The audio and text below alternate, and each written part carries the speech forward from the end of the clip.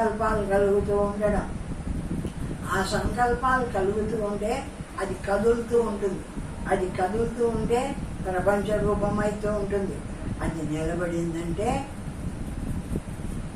మోక్ష స్వరూపాన్ని పొందుతుంది. కాబట్టి చిత్తే చలతే సంసారో తన్నిష్టలే మోక్ష ఉచ్యతే. అది నిలబడమే మోక్షం.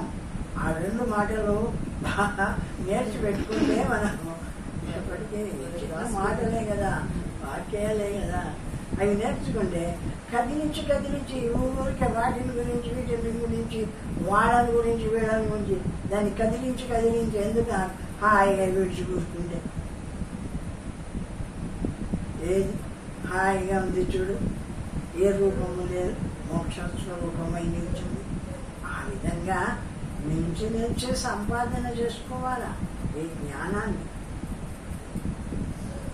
సంసారమందు ఉనికియే బంధమనబడు.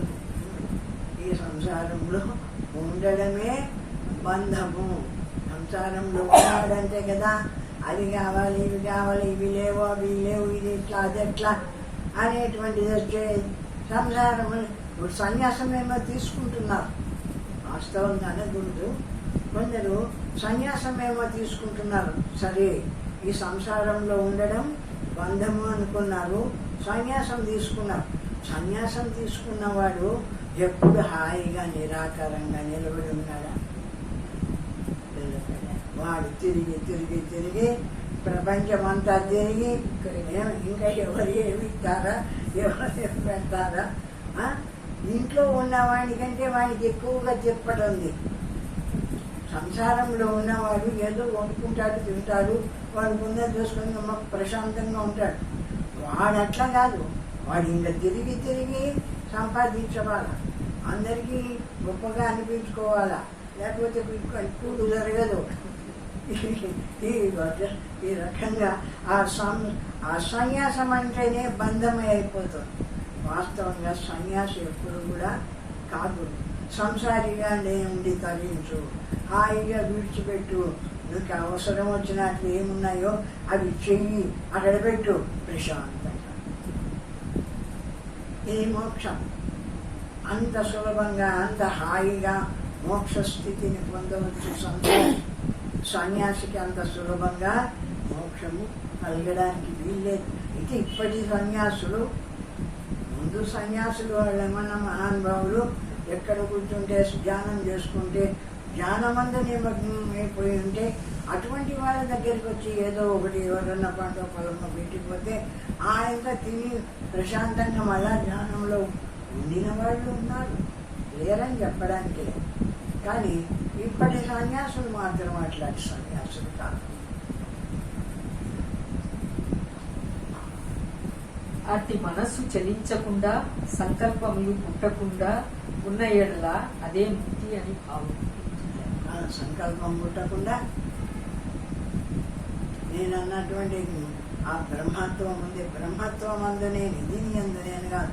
ఆ బ్రహ్మత్వంలో నేను కదలకుండా నిలబడి ఉన్నావంటే అదే ముక్తి, అదే మోక్షము అని భావం. జంతోర్హి వాసన బంధో తత్య గో మోక్ష ఉచ్యతి. జనునికి చిరకాలము నుంచి నిరంతర అభ్యాసము వల్ల కలిగిన నమ్మిక జ్ఞానం వాసన అనబడు. జ్ఞానము విజ్ఞానం కాదు, ప్రపంచ జ్ఞానం.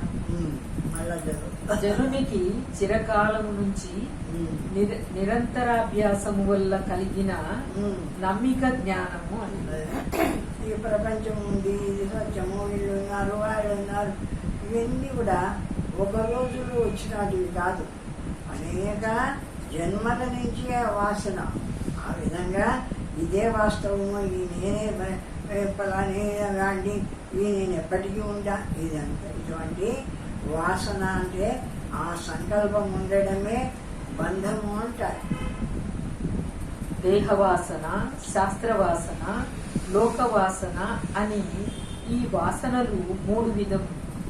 దేహవాసన, శాస్త్రవాసన, లోకవాసన అని 3 విధాలు వాసనలు.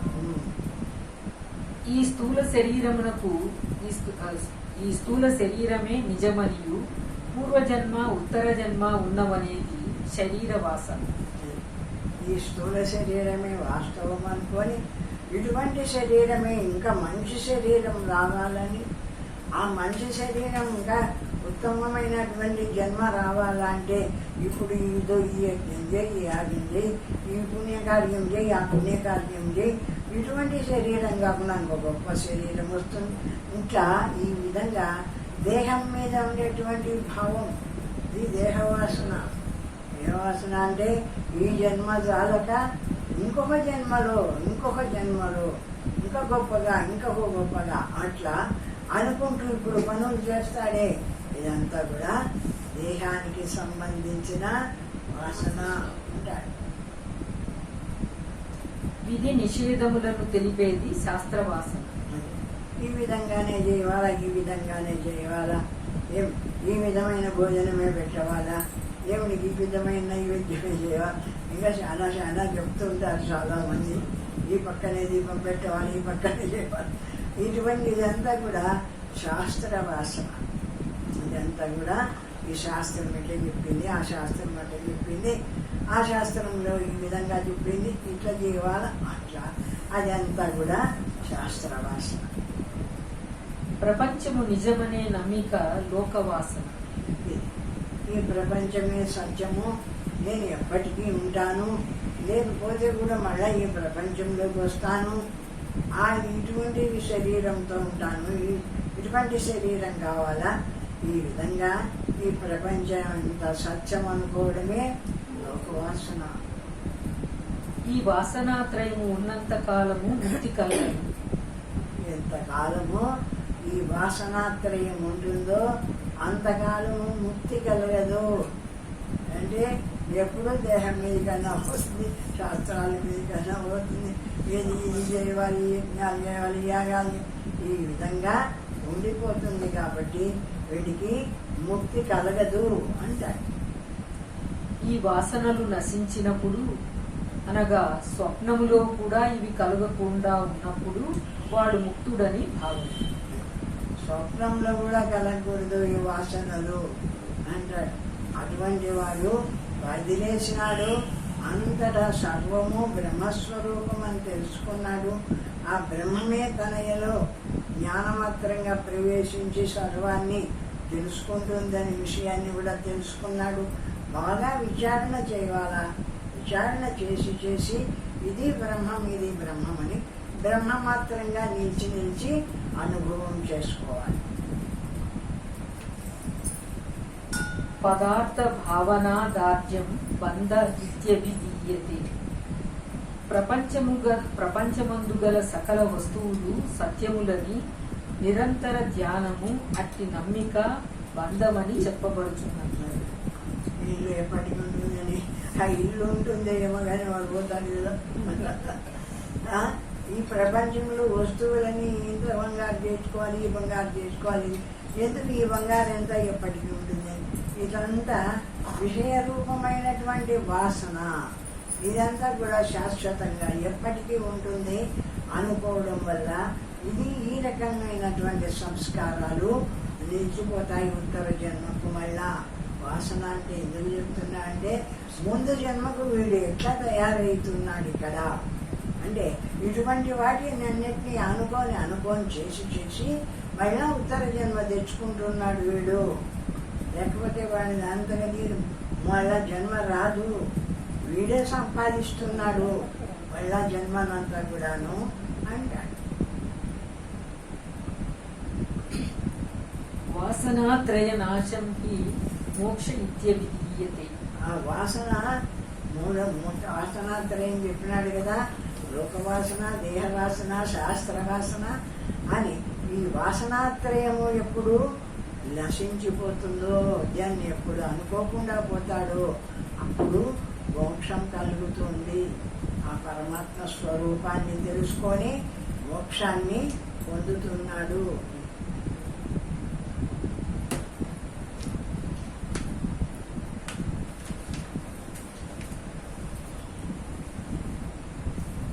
వెనక చెప్పిన వాసనాత్రయము నిశేషముగా నశించినప్పుడు అది ఏ మోక్షమని చెప్పబడుచున్నది.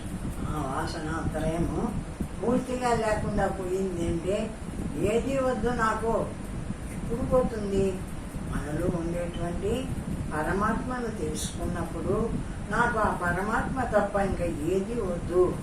ఈ శరీరము ఇవి వస్తుంటాయి పోతుంటాయి, వీటికి సుఖాలు దుఃఖాలు ఎన్నో కలుగుతుంటాయి.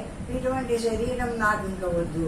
హాయిగా బ్రహ్మమందు నిలిచి నిరాకారమై సర్వవ్యాపకమైన బ్రహ్మమై నిలుస్తాను అని వైరాగ్యం కలిగి ఎవడైతే వీటిని అన్నిటినీ విడిచేసి బ్రహ్మమాత్రంగా నిలబడుతుంటాడో వానికి వాసనాత్రయము నశించిన వాడైతాడు. అటువంటి వానికి ముక్తి కలుగుతుంది అంటాడు. నమోక్షో న బసః పృష్ఠే న పాతాళే న భూతలే సర్వాశా సంశయే చేతః క్షయో మోక్ష ఇతీర్యతే. మోక్షము కావాలనని కోరినప్పుడు ఆ మోక్షమనేది ఆకాశము పైన లేదు, పాతాళము లోపల లేదు, భూమి మీద లేదు. సకల కోరికలు నశించి మనస్సు లయం కావడమే. ఎట్లా అంటే ఆకాశంలో లేదు మోక్షము, భూమి పాతాళంలో లేదు, భూమి పైన లేదు. ఎట్లా వస్తుంది మోక్షము అంటే ఇది కావాలి అది కావాలి ఇది కావాలా అనేటువంటి సంకల్పం ఎప్పుడైతే లయించిపోతుందో, హాయిగా ఏది సంకల్పించకుండా ఎప్పుడు నిలబడగలుగుతున్నాడో అప్పుడే మోక్షం వస్తుంది. అంతేగాని మోక్షం అనేది ఒక తట్టు ఉండే ఒక వస్తువు కాదు. ఎక్కడెక్కడ అజ్ఞానము నశించి ఈ విషయ రూపం లేకుండా పోతుందో అక్కడంతా కూడా మోక్షాన్ని పొందుతూ ఉన్నాడు తన స్వరూపంగా. వృత్తి శూన్యమే మనోక్షయమే మోక్షమని భావం. మనస్సు సంకల్ప వికల్పాలు చేస్తుంటుంది కదా, అటువంటి వృత్తి శూన్యం మనస్సు లేకుండా పోవడమే మోక్షము. ఏది అనకుండా నిలబడు. అందుకే మీకు చెప్తుంటా అప్పుడప్పుడు ఏది అనకుండా నిలబడండి. ఏది అనకుండా నిలబడతాను అనుకొని ఒక్కొక్క సెకండ్లో 2 సెకండ్లో 10 నిమిషాలు నీకు చేతనైనంత ఊరికి నిలబడుతుంది. వాసనాక్షయం లేదు, ఇంకక్కడ వృత్తి పుట్టలేదు కాబట్టి, అంటే అనుకునే మనస్సు ఆలోచన కలగలేదు కాబట్టి, ఊరికే ఉండిపోయినావు కాబట్టి, ఆ ఊరికే ఉన్న స్థితి అంతా మనస్సు లేదు కాబట్టి ఉన్నది శుద్ధ జ్ఞానస్వరూపం. మనస్సు లేదు అని తెలుసుకుంటున్న జ్ఞానం ఉంది కదా, జ్ఞానం మాత్రమే ఉంది కాబట్టి బ్రహ్మ మాత్రంగా నిలబడుతున్నావు. ఆ విధంగా నిలబడమే మోక్షము అంటాడు.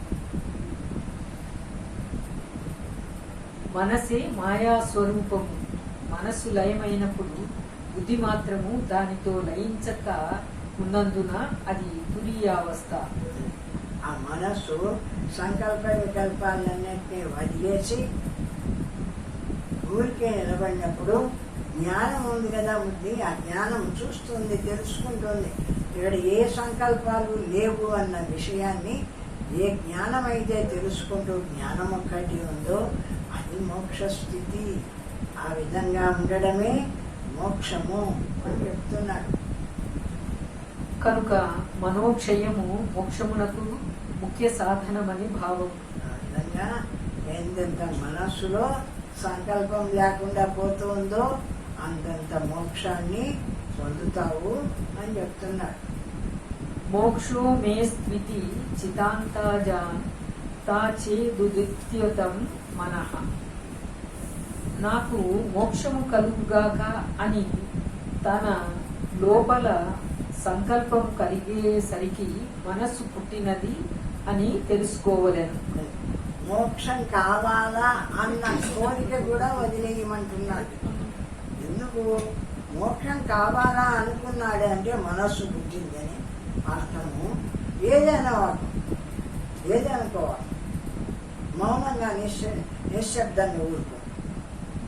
ఏది అనకపోతే ఏది పుట్టలేదు చూడు, మనస్సే లేదు చూడు. మనస్సు ఏ రూపము పొంది తీసుకురాలే నా దగ్గరికి, ఏమి మాత్రమే నా జ్ఞాన మాత్రంగా. ఇది మోక్ష స్థితి. ఆ విధంగా నిలిచి నిలిచి నిలిచి నిలిచి నువ్వు ఏ జపము చేయకుండా ఏ జ్ఞానమో చేయబండే ఊరికే నిలబడుతుంది. ఎంతసేపు నిలవగలుగుతావో అంతసేపు ఊరుకుండు. ఆ ఊరుకుండినప్పుడు ఆ మనస్సు రూపం కదలదు కాబట్టి జ్ఞానం ఒక్కటే ప్రకాశిస్తుంది కాబట్టి అప్పుడు ఆ జ్ఞానానుభవం మనకు అవుతుంది కాబట్టి అదే మోక్ష స్థితి. మననోతి మనస్యేష బంధస్య సారికో మత. మనస్సు పుట్టగానే ఈ సంసార బంధమంతయు ఉన్నది, అదే క్రమక్రమంగా బంధమవుతుంది. ఎప్పుడెప్పుడు మనస్సు బయటకు వచ్చి అది చేయాలా ఇది చేయాలా అది చేస్తా ఇది చేస్తా అనేటువంటి సంకల్పం వచ్చిందో ఆ సంకల్పం వస్తూనే ప్రపంచం అంతా వచ్చి పడుతుంది. అదే బంధానికి కారణము. ఇంకా బంధంలో పడిపోతుంటావు. ఎక్కడెక్కడ ఈ మనస్సు ఏది అనకుండా వదిలేసి నిశ్శబ్దంగా నిరాకారంగా మౌనంగా నిలబడుతుందో అక్కడక్కడంతా జ్ఞానం ఒక్కటే నిలుస్తుంది కాబట్టి మోక్షాన్ని అనుభవిస్తావు, మోక్ష స్థితిని పొందుతావు. కాబట్టి ఊరికే దాన్ని గురించి దీని గురించి అనుకోని వాళ్ళని గురించి వీళ్ళని గురించి అనుకోవడం అదో హాయిగా మౌనంగా ఉండిపోతుందో ఎక్కడ పడితే అక్కడ నిశ్శబ్దంగా. తదమార్జన మాత్రం హి మహాసంసారతాం గతం. అల్పమైన ఏ కోరికయు పుట్టకూడదు. చిన్న కోరిక కూడా ఏది పుట్టకుండా ఇది కావాలా అది కావాలా అది చేయాలి ఇది చేయాలా అనే కోరిక పుట్టిందంటే ఆ మనస్సు కదులుతుంది, ఇంద్రియాలు కదులుతాయి, ఇంకా పోయి శరీరం గదిలే పని చేస్తుంది. ఏదనకుండా నిలబడు. ఎంతెంత నిశ్శబ్దంగా నిరాకారంగా నిలబడుతుంటావో అంతంత మోక్షాన్ని పొందుతావు. ఇంకా ఉండేది జ్ఞానస్వరూపం కాబట్టి మోక్షం అనేది ఎట్లా వచ్చిందని నాకు ఎట్లా తెలుసు అంటే విషయం ఏదీ లేదు. చూసే జ్ఞానస్వరూపమైన నేను మాత్రమే ప్రకాశిస్తున్నాను, నేను లేకుండా పోలేదు. శుద్ధ జ్ఞానస్వరూపమైన నేను లేనా నేనున్నాను. ఏంగా ఉన్నాను? ఏమిగా లేకుండా జ్ఞానమాత్రంగా ఉండిపోయినాను. అది మోక్షము. ఆ మనస్సులో ఒక రవ సంకల్పం కలిగినా నీకు బంధం ఏర్పడుతుంది. ఎంతెంత విడిచి నిలిచి అనుభవం చేస్తావో అంతంత మోక్ష స్థితిని పొందుతావు అంటున్నాడు. మనస్సు స్వల్పముగా ఉన్నప్పుడే దానిని నిశ్శేషముగా విడువవలెను. అది బలమైన తర్వాత లోపలికి వచ్చి అట్లా ఇట్లా వాడు ఇట్లా వీడిట్లా ఇంకా బలమైన తర్వాత ఇంకా అది విడిచడానికి వీళ్ళే పోదు, విడిచినా కూడా. అందుకే కొంచెం ఉన్నప్పుడే అక్కడికెక్కడే లేకుండా చేసేసి నిలుస్తుండు హాయిగా జ్ఞానమాత్రంగా. ఇది నా స్వరూపం, ఇది నేను పరమాత్మ. ఆ విధంగా భావించకుండా ఉండవలెను. ఏది అనుకోకుండా ఉండవా, మౌనంగా ఉండిపోవాలా, నిశ్శబ్దంగా ఉండిపోవాలి. ఆ రీతిని మనస్సును నశింపచేయని ఎడల అది ఏ క్రమంగా వృద్ధిని పొంది గొప్ప సంసారములకు కారణమగుచున్నది బంధ కారణమని భావం. ఆ విధంగా నిలబెట్టి మనస్సును లేకుండా చేయకపోతే అది బయటికి వచ్చి ఆ విషయమని ఈ విషయమని లోకంలో ఉన్న వాళ్ళ విషయాలన్నీ అనుకొని దానికి కారణమవుతుంది. నిలిచి ఆ ఎంతైతే నిలవగలుగుతుంటావో అంతంత నిలిచి ఆ బంధం లేనటువంటి మోక్ష స్థితిని పొందు అంటాడు.